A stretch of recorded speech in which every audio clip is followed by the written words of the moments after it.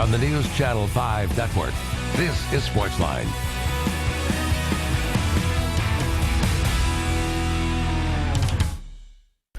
Good evening, Nashville. John Burton with you for SportsLine, with you for the next hour. Your phone calls, as always, welcome. 615-737-7767. We will keep you up to date with the Vanderbilt men's basketball team. They are taking on Dayton as we speak. The game just about to get underway over at Memorial Gym. We'll keep you updated with that game as it progresses. Of course, Vanderbilt ranked 21st this week in the Associated Press poll, coming off a tough loss on the road at Baylor Sunday night, a game that they really could have and probably should have won. So Kevin Stallings' team looking to get back on track tonight against a good Dayton squad that's just outside of the top 25. So we will keep an eye on that game for you as the evening goes along, as we said. For now, we've got the Titans getting set to take on the Jets in New York, coming off a win at home this past Sunday over the Jacksonville Jaguars. Joining us on the line right now, our good buddy from the Tennessean Titans beat writer, Jason Wolf. Wolf, good evening, man. Happy holidays. Thanks for being on. Hey, how's it going? It's going great, man. I know it's a busy time for you. We appreciate a few minutes, man. Sure thing. You know, when you look at the Titans, I think there are very few 3-9 football teams in the NFL right now that are feeling as good about themselves as the Tennessee Titans are.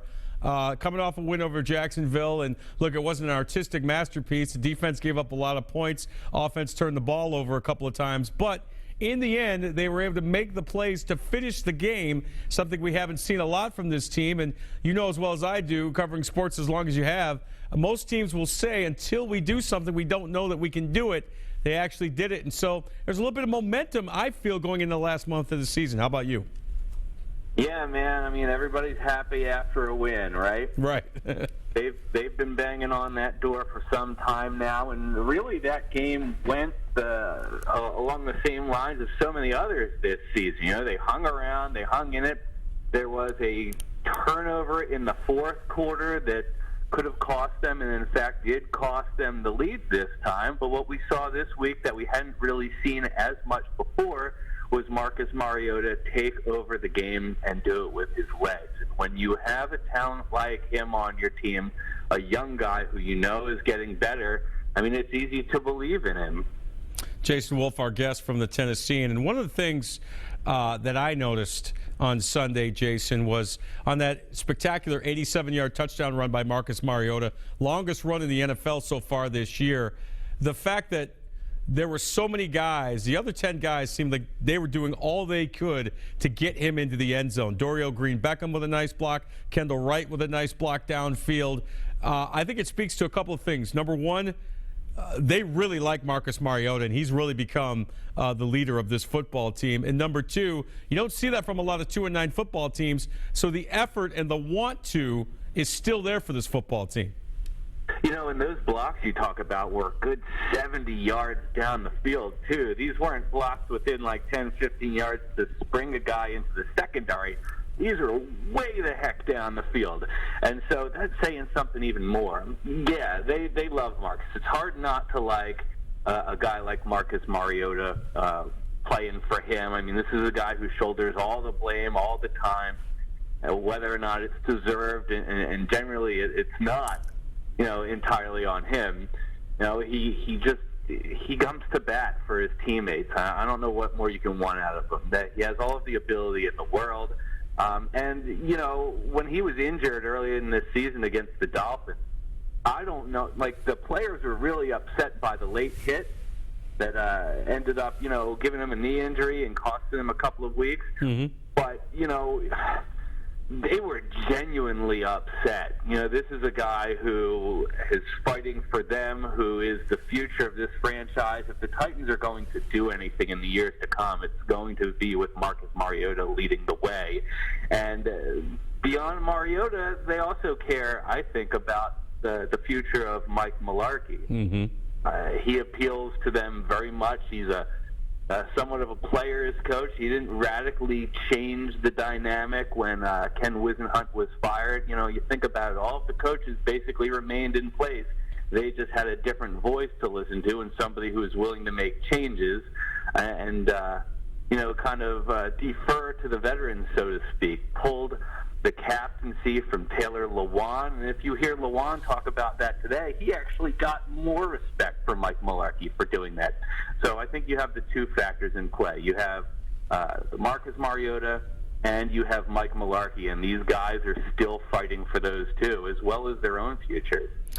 Talking with Jason Wolf of the Tennessean as we talk Tennessee Titans. You mentioned Mike Mularkey, and I don't know, maybe it's just me, but it seems like when Ken Whisenhunt was fired, it was like a weight being lifted off maybe the shoulders of the players. They seem more relaxed. They seem more confident in what they can do. Yeah, the record's not great. We understand that, 3-9. But when I hear a guy like Brian Arakpo, who's a guy that we've all grown to respect and really, believe what he says within that locker room, when a guy like Brian Arakpo looks in the eye and says, we feel really good about this last month of the season, that we can, come in here, win some games, make some noise, maybe spoil some other teams' playoff parties. I think that speaks to the air that Mike Mularkey has brought to this team since taking over. What do you think Sunday's win, Jason, did for Mike Mularkey in terms of how the front office views whether or not they could remove that interim tag from his title? Well, I think it would have been a much more clear-cut decision had he beaten the Jaguars the first time around, when the Titans were technically still in the hunt for the AFC South title, as ludicrous as that may sound. Hey, I'm a Giants fan. I know exactly what you're talking about with the NFC East, so I know whereof you speak. And how about the NFC East? The AFC South is not the punching bag, they're not, that we all thought that it was at the beginning of the season. In fact, there are two teams in the AFC South who do not currently have losing records, and there isn't a single team with a 500 or better record in the NFC East. Yeah, it's been an amazing year so far. What would you see? Are you able to put a percentage right now on the chances that Mike Mularkey is the head coach of this football team next year? Oh, I've got to think that it's less than 50%. Mm-hmm. I mean, I think the final month of the season, I don't think anything has necessarily been decided.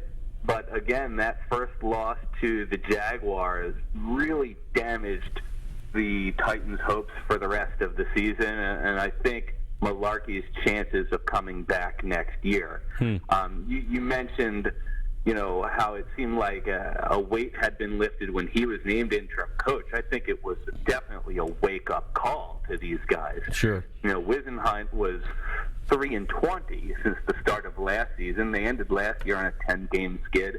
After the opener this year, they had lost 6 in a row, a couple of them in pretty embarrassing fashion. That Dolphins game was just horrendous, and that was against a coach making his debut after they had fired their head coach during the week.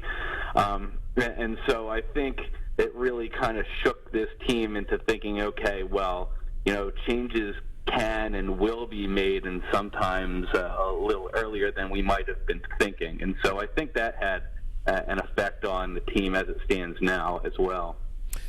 Jason Wolf from the Tennessean is our guest here on SportsLine as we talk Tennessee Titans. All right, coming off the win, obviously, last week over the Jaguars, much tougher sledding this week as they head to Jersey to take on the New York Jets, fresh off of their comeback overtime win over my Giants last Sunday, which I'm still stinging over.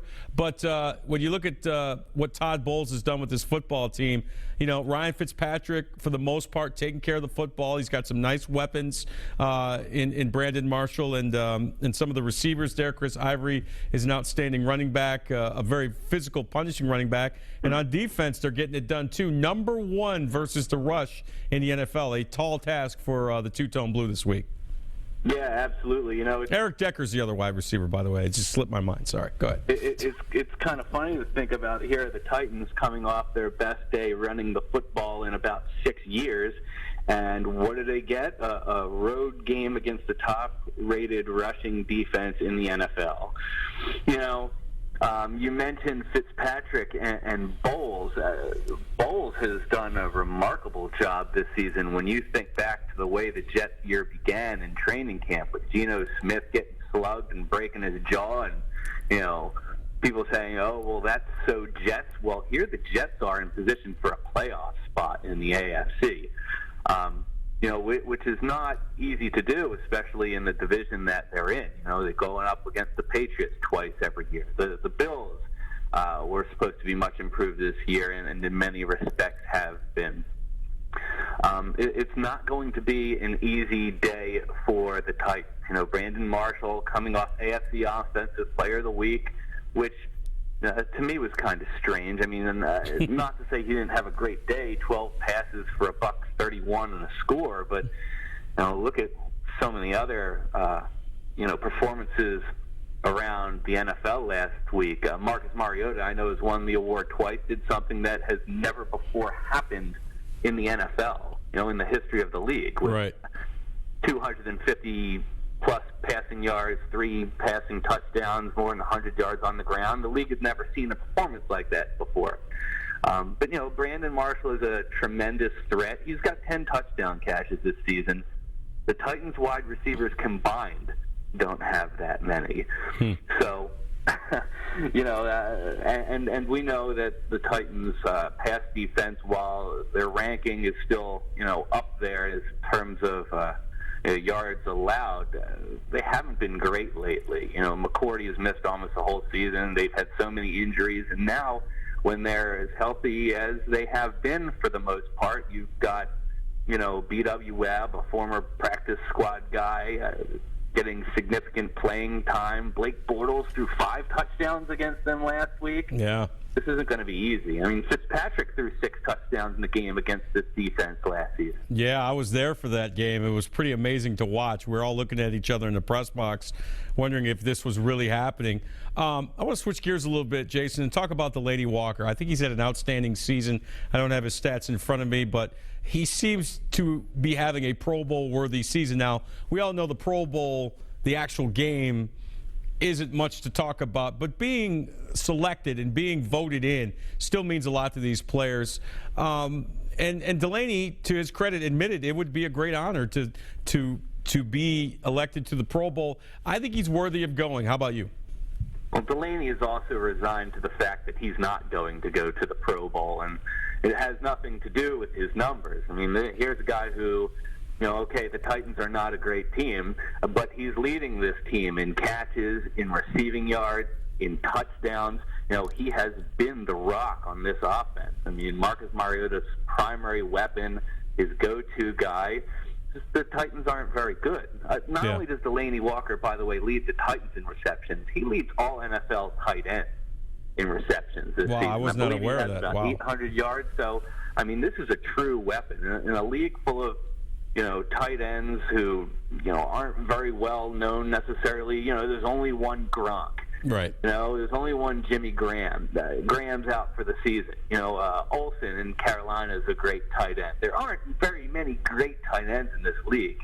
And Delaney Walker, if you look at the statistics and you're fair about it, he belongs in the conversation. Certainly, I would say in the conversation for maybe top 5, but he's not even in the top 10 in fan voting right now, which counts for a third of the total when it comes to deciding who does get to go to the Pro Bowl. So, that's not going to happen. Is it deserved? I could make an argument for it for sure. No question about it. Jason Wolf of the Tennessean covers the Titans. We are talking Titans with him. What do you think finally getting a win at home last week did for this team? I mean, I felt bad asking the players about it every week about the home losing streak. They finally get that monkey off their back, and if nothing else, that at least they got that accomplished this year. What do you think? Week. They felt bad being asked about it every week, man. They knew it too, but it came with the territory. That was a W that they had to have. They had to do it this season. They had 2 chances left. They had the Jaguars. They have the home finale against the Texans. Excuse me. Mm-hmm. It needed to happen this year. The NFL record is 14 consecutive home losses, and had they dropped the Jaguars game, if they had dropped the Jaguars game, and if they had lost to the Texans here in a few weeks, they'd have headed into the offseason with 13 consecutive home losses, and they'd be opening next year. That would have been a major storyline heading into next season. Here the Titans are poised to tie an NFL record of 14 consecutive home losses. That's not what anybody in and around the franchise wants to have happened. And so, that was one of the true team goals that the Titans had remaining. These guys are not playing for a playoff spot. In many respects, it's kind of degenerated into individual performances because guys are being judged from the coaching staff down to the fringes of the roster. Whether or not they have a spot on this team next season, whether or not they have a place in the NFL next season. And so in a situation where it really has become all about individual players, breaking that home losing skid was really the number one team goal before the end of this season. And it's something that they accomplished. And hey, you were around the team this afternoon. You got a sense that it's a pretty different atmosphere right now. I mean, the one win did mean a lot. No question about it. Jason Wolf of the Tennessean. You can follow him at Jason Wolf. You can read him in the Tennessean. Jason, I know you're a busy man these days. I really appreciate the time, and safe travels to New York, my man. Thanks for coming on. Sure thing. Thanks so much. All right. That is the great Jason Wolf of the Tennessean. We're going to take a break, come back with your phone calls. What are your thoughts on the Titans? What did that win last week do for you as a fan? Are you feeling good about this last month of the season? We can talk about that. We can also get some Vol talk in. Bowl game coming up. We'll keep an eye on Vandy taking on Dayton right now. We'll get to all that, plus your phone calls next. Stay with us.